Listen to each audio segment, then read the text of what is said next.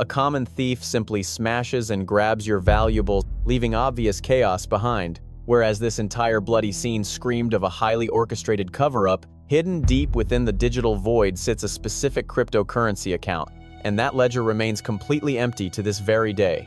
Not a single coin ever touched it, even after a pair of ultimatums, 58 days of televised weeping, and 8 distinct federal investigators reviewing the horror.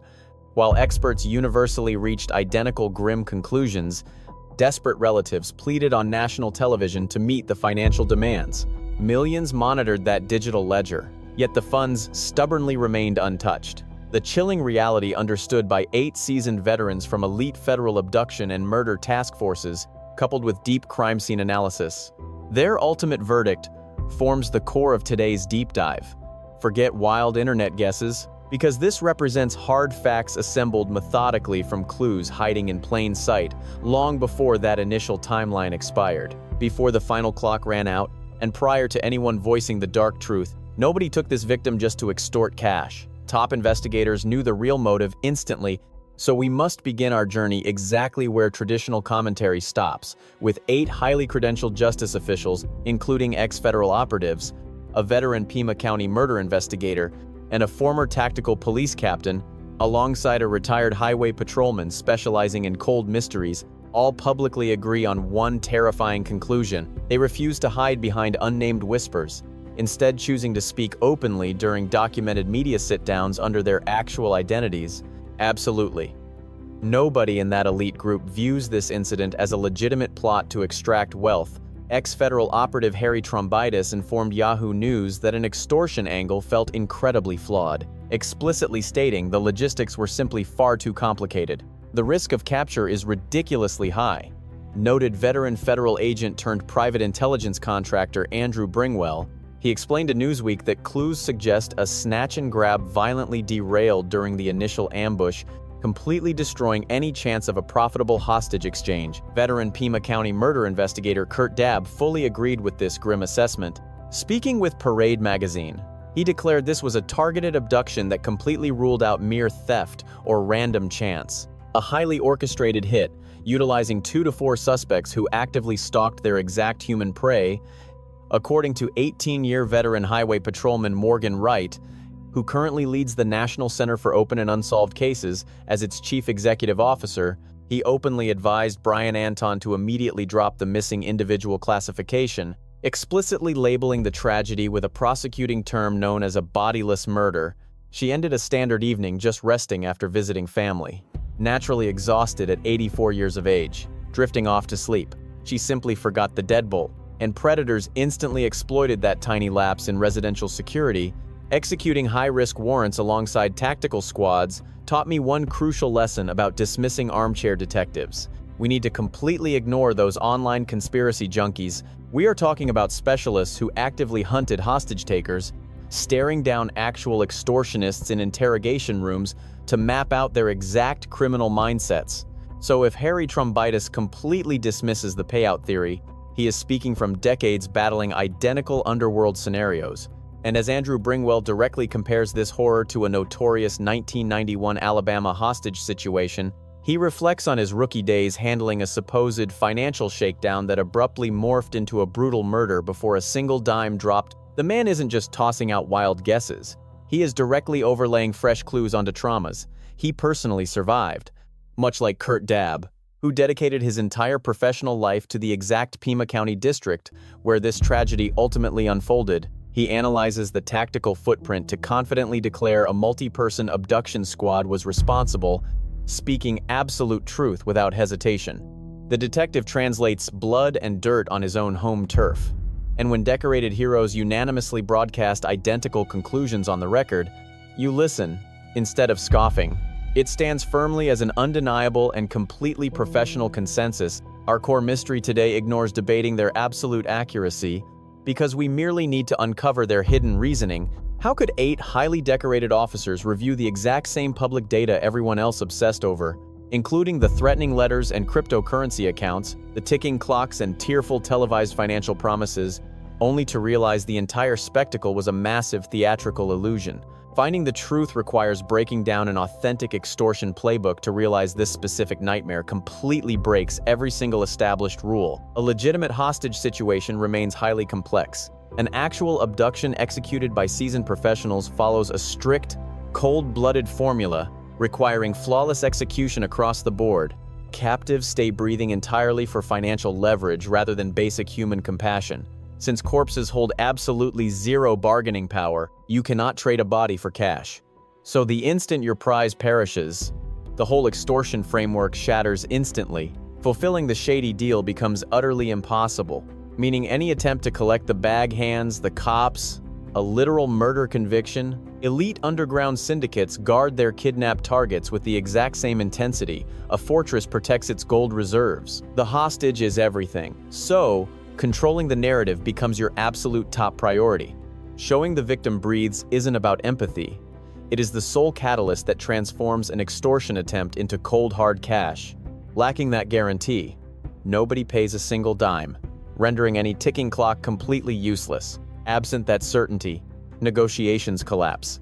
Because extracting the payout has to actually work. Even when dealing with crypto networks like Bitcoin, delinquents falsely assume digital coins hide their tracks.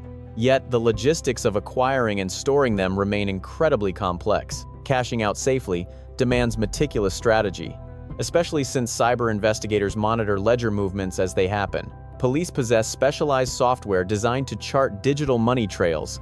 While federal agents partner closely with tech analysts, they have dismantled syndicates vastly more complex than dropping one solitary crypto address to a local news station. Assuming virtual currency guarantees anonymity is, according to cyber specialists, an incredibly naive myth. Every single digital transfer gets permanently etched into an open public database. Transparency is absolute. Accounts leave footprints, and escaping requires precision. Successfully grabbing the cash is just half the battle. The perpetrator is now left with a breathing liability who knows their face and remembers the layout of the safe house. That captive could easily guide detectives straight to the crew, making the release phase the most lethal turning point of the ordeal. Perpetrators absolutely must figure out their exact next moves once the cash officially drops. Authentic abduction plots barely happen across America anymore, simply because juggling all these moving parts is essentially impossible. A former agent verified this trend with Yahoo News, noting that extortion grabs have plummeted dramatically lately. The required logistics, from a hidden stronghold to tight burner phone protocols, create massive operational hurdles. Layering complex money transfers onto a clean getaway generally exceeds the brainpower of your average thug. Leaning on his federal investigative background, Andrew Bringwell found a chilling parallel from the past to explain this mystery. He shared with Newsweek how the Nancy Guthrie ordeal heavily echoed the 1991 abduction of Carrie Lawson. A youthful Alabama lawyer was snatched by Jerry Bland in what started as an extortion plot. With everything looking functional early on, the kidnapper made contact, issued his terms, and genuinely waited for a lucrative payout. Yet before a single dollar changed hands, the captor murdered his hostage, dumped her remains, and eventually committed suicide.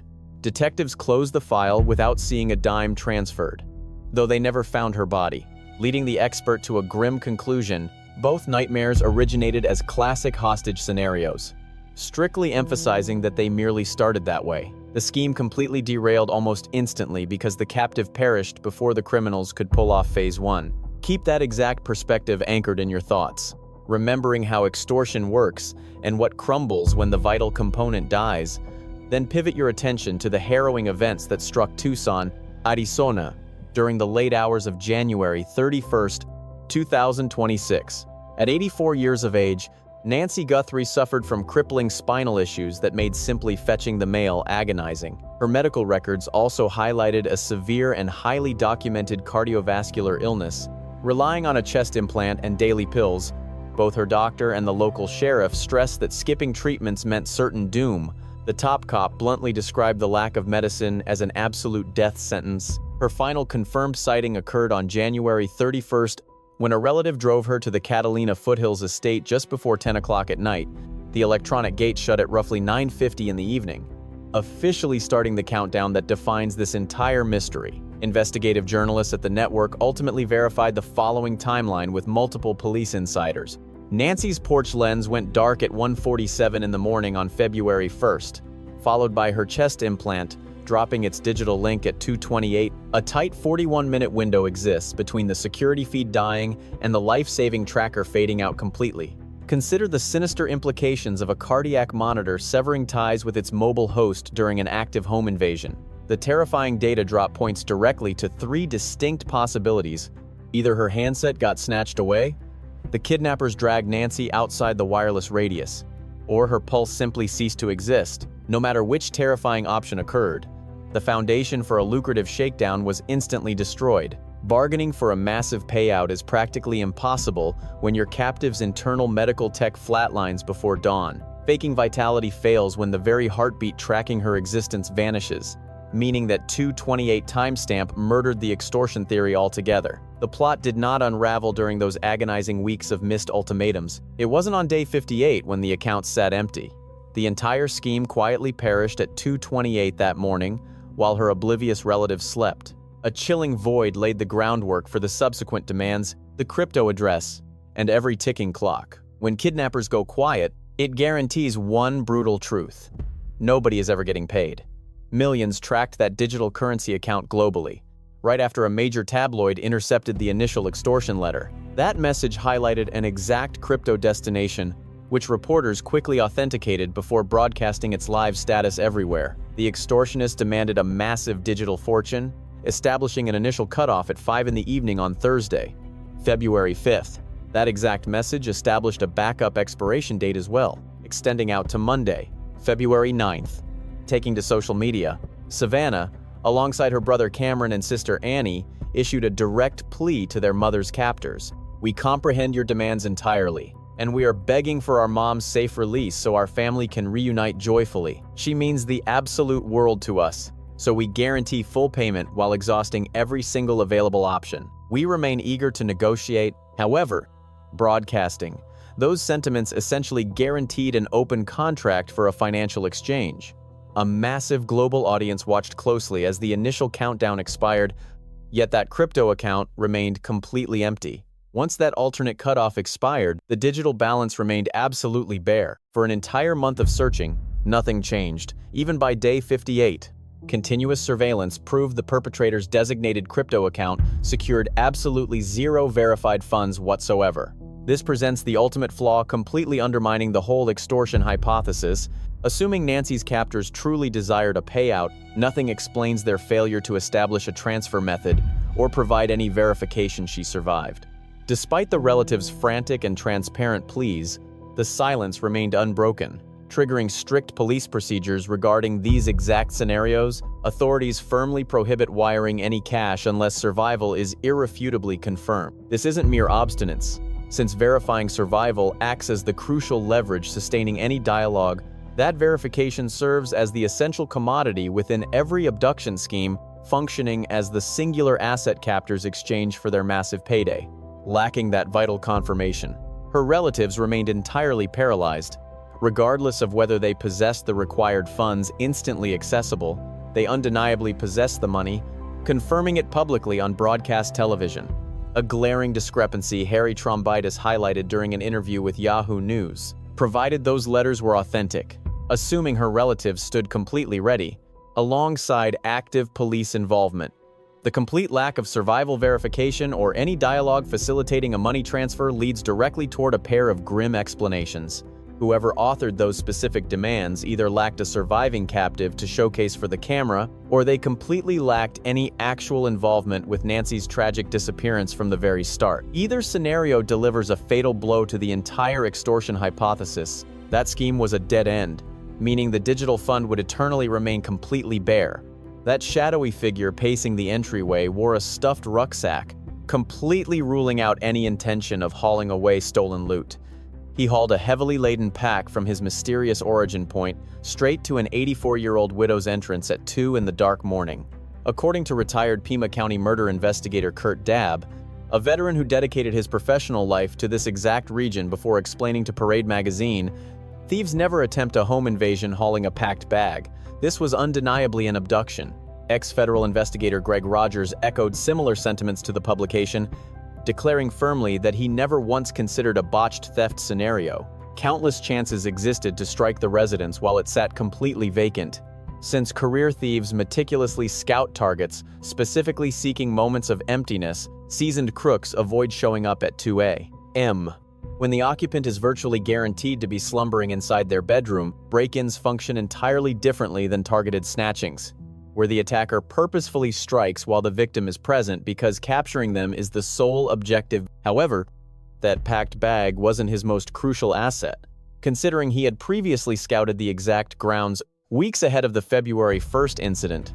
That identical disguised intruder, or possibly an associate, was filmed lurking around the home's smart doorbell camera right on the front porch, never attempting entry, never triggering alarms, simply approaching the entryway, deliberately pinpointing the surveillance lens, and vanishing immediately. A tactic authorities classify as tactical scouting. Ex-tactical unit leader Bob Krieger informed the magazine about an abandoned neighboring estate that emptied out prior to the kidnapping, highlighting the structure as an ideal covert base camp, serving as the perfect observation post where perpetrators secretly tracked the victim's daily movements to map out her entire routine. Having access there granted the criminals a plausible excuse for lingering around the vicinity at all hours. The veteran noted, dedicated investigative reporter Brian Entis Reno Anon, after spending over 40 days immersed inside the local community, highlighted a crucial detail flying completely under the public radar. Despite logging 6 full weeks there, he constantly relied on satellite navigation to find her address, proving those dark Catalina foothills are incredibly confusing. Those silent, winding neighborhood roads traverse harsh scrubland, lacking any obvious visual markers, yet the predator who reached the victim's porch during the blackest hours of February first maneuvered through that labyrinth flawlessly. This wasn't a random hit. These intruders had stalked their target's every shadow before striking. Such chilling calculation involved extensive scouting and precise staging. Knowing the exact layout and dodging surveillance lenses points away from a spontaneous snatch and grab for quick cash. Instead, this points to a highly orchestrated plot targeting a predetermined victim carried out by a coordinated team managing complex tasks. DAB informed Parade that this plot likely required 2 to 4 participants. Managing such immense operational complexities goes far beyond a single suspect's capabilities. According to my expert assessment of the current evidence, we are looking at a team of 2 to 4 members, endless preparation weeks, targeting a chosen victim. They brought a backpack packed with specialized gear. Regardless of the underlying motive, this event was absolutely never a spontaneous act. Nobody seized a random chance here. The perpetrators engineered this entire scenario, fully aware from day one of their intended prey and their ultimate reason. A crucial aspect of Nancy Guthrie's residence remains completely overlooked by media discussions surrounding the kidnapping, the formidable barrier securing her main entrance. Back in March, News Nation revealed that detectives analyzing the property's architecture uncovered a definitive truth. Overcoming that exterior entryway barrier from the street proved essentially unachievable for any intruder. Brute strength cannot break it. Bypassing that exterior perimeter is utterly impossible, meaning the disguised figure seen on the surveillance footage could never have dragged the victim through that barrier and away unassisted. An accomplice, waiting indoors, must have unlocked the passage, unless the entrance had intentionally been left unlatched beforehand. This structural reality sparked a distinct police hypothesis, later verified to News Nation by official contacts. The suspect lurking near the threshold had hidden backup. Another conspirator was already waiting silently indoors. The disguised prowler acting outside served merely as the plot's public face, deliberately caught on the security feeds. Surveillance lenses entirely missed the hidden infiltrator lurking within, rather than a lone attacker violently smashing through the main threshold. This nightmare involved a synchronized double assault, featuring a planted accomplice waiting silently indoors well before the terrifying ambush finally commenced. Pulling off such complex maneuvers, smuggling an infiltrator into the victim's residence totally undetected before striking, demands an extraordinary level of foresight, completely contradicting the erratic profile of a hasty, financially motivated snatching. It demanded guaranteed entry. This chilling scenario implies either tricking their way indoors entirely beforehand or successfully uncovering a hidden structural weakness during their extensive scouting phase, ultimately utilizing a fatal security flaw that investigating authorities still refuse to clarify for the general public today. Consequently, a glaring mystery remains entirely unanswered by the official probe, assuming an accomplice occupied the property long before the disguised culprit approached the steps. What was their true identity? What methods secured their entry? And exactly how many hours passed in the shadows?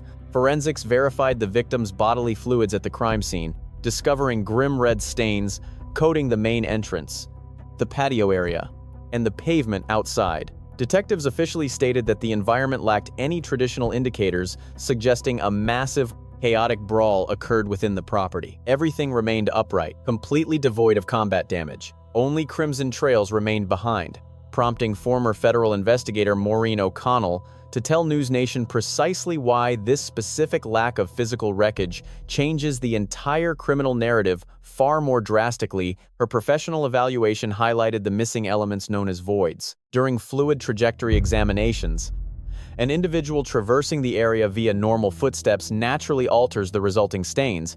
Their physical presence blocks the falling droplets, creating blank spaces technically designated as forensic voids. Specialists utilize these blank spaces to map a victim's exact path. Yet O'Connell noticed 0 empty spots, indicating a conscious march toward the exit. She definitely didn't leave under her own power, the expert noted, adding that while the fluid pooled heavily, the splatter radius remained surprisingly wide and circular. Footsteps typically create very obvious blank patches in the spray pattern, but looking closely at this specific environment reveals absolutely 0 forensic interruptions whatsoever. This complete lack of footprints clearly explains exactly why the perpetrators felt compelled to steal the exterior welcome mat during their hasty escape. The expert firmly believes the attackers bundled the victim securely inside some fabric before physically hauling her away. The perpetrators physically transported the victim off the premises, and those missing splatter gaps reveal an incredibly grim secondary narrative about her mobility. Had she taken steps voluntarily, or even stumbled forward at gunpoint beside her captor, the crimson stains would definitely show broken lines. The mere mechanics of human walking, including stride and posture, always imprint an undeniable signature within the surrounding fluid patterns. Missing those vital tracks proves she was completely off her feet. She remained completely horizontal, rendered entirely powerless.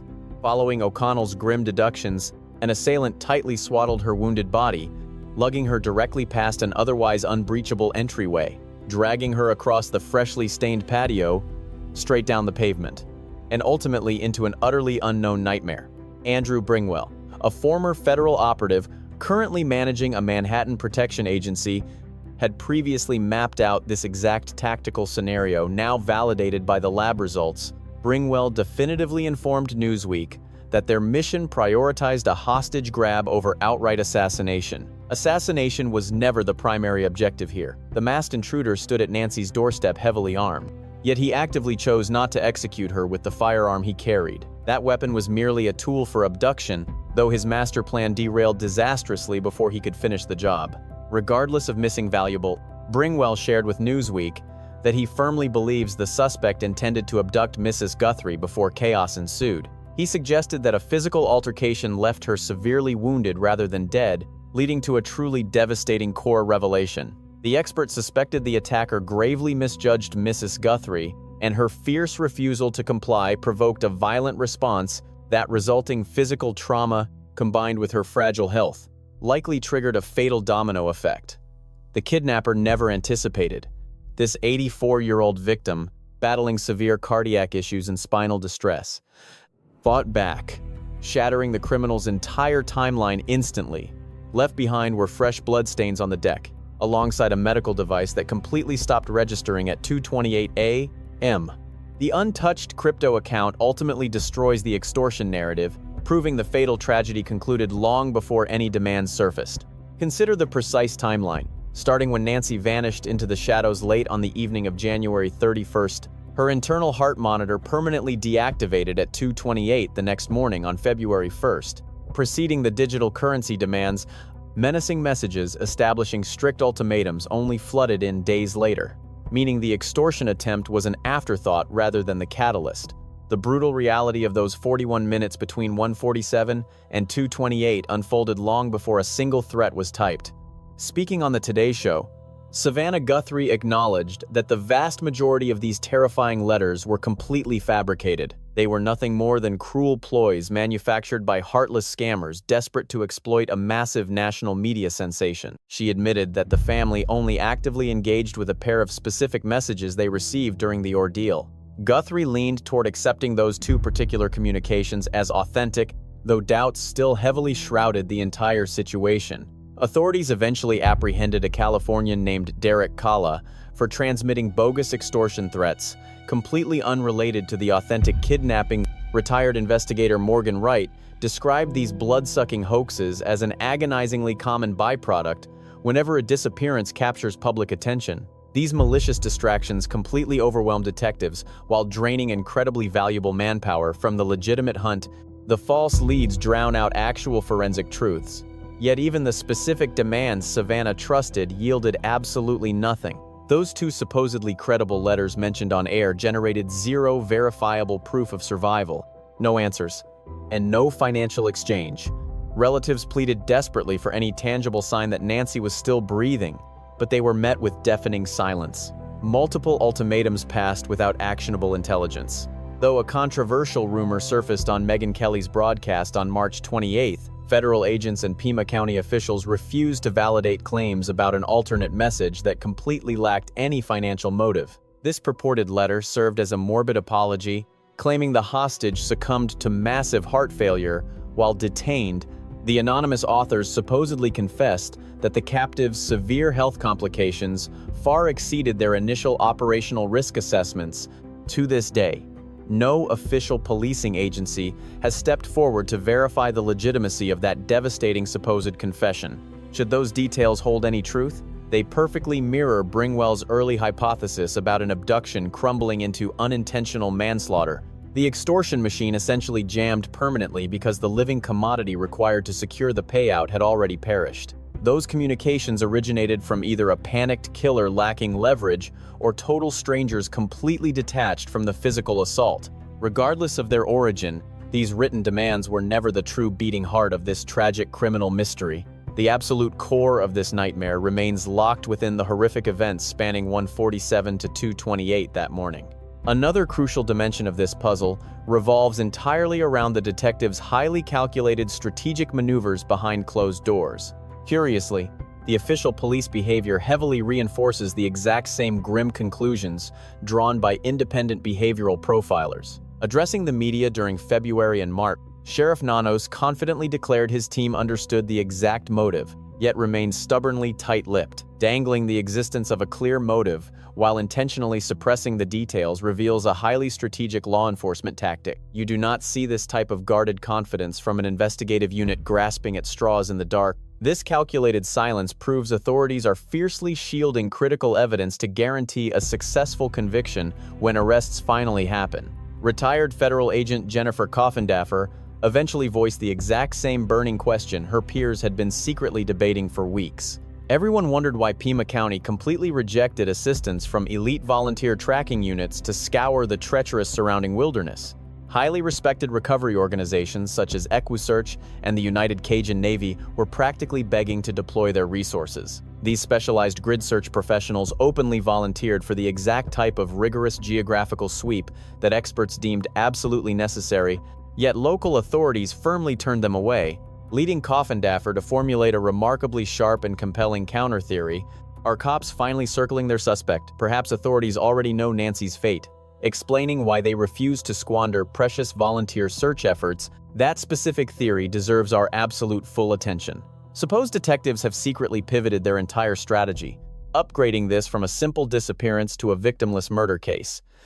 Imagine they possess solid intel, proving their target is no longer breathing, leaving them hunting solely for a hidden corpse. Sending out rescue teams trained exclusively to locate surviving victims would simply be a massive tactical error for the detectives. Such groups wouldn't uncover the true target, and their involvement might prematurely leak the department's classified shift in investigative strategy. Former federal agent Steve Moore shared insights with Parade magazine, detailing the intense mental toll these specific probes take on cops. Agents simply cannot walk away from these grim puzzles. The toughest challenge for any investigator on such a grim assignment is convincing yourself to actually leave the desk and rest. Then you jolt awake at 3 in the morning, guilt creeping in. realizing you absolutely must return to the grind. A mastermind orchestrated this plot, executed it perfectly, and holds the secrets of those crucial 41 minutes. Crimes rooted in such intense forethought always leave a distinct trail of bystanders and guilty co-conspirators. Security videos, biological evidence, scouting routes, and gear receipts guarantee these mysteries eventually break wide open, prompting one massive question: what really drove this crime? On March 19th, the 47th day of the hunt, Morgan Wright appeared on Brian Anton Investigates. He voiced the unspoken truth with the sharp clarity of an 18-year police veteran, refusing to let authorities chase a completely flawed narrative any longer. This wasn't a botched robbery, but rather a highly specific kidnapping that derailed completely. That completely shifts the perspective from thieves merely seeking to snatch valuables from the property.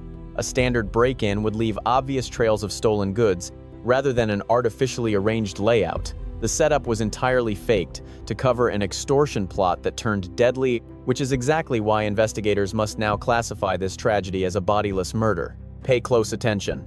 Because Wright fully believes the initial extortion angle remains entirely valid, he argues the cash demand merely served as a tool, while securing raw power was the actual driving force behind the snatching. Extortion was simply the chosen method used to transform their captive advantage into a profitable payday. However, this strategy relies heavily on the hostage surviving. Once that captive perishes, the entire extortion scheme collapses instantly, transforming the whole situation from a financial grab into a catastrophically botched, targeted strike. A no-body murder charge offers a strict prosecutorial path.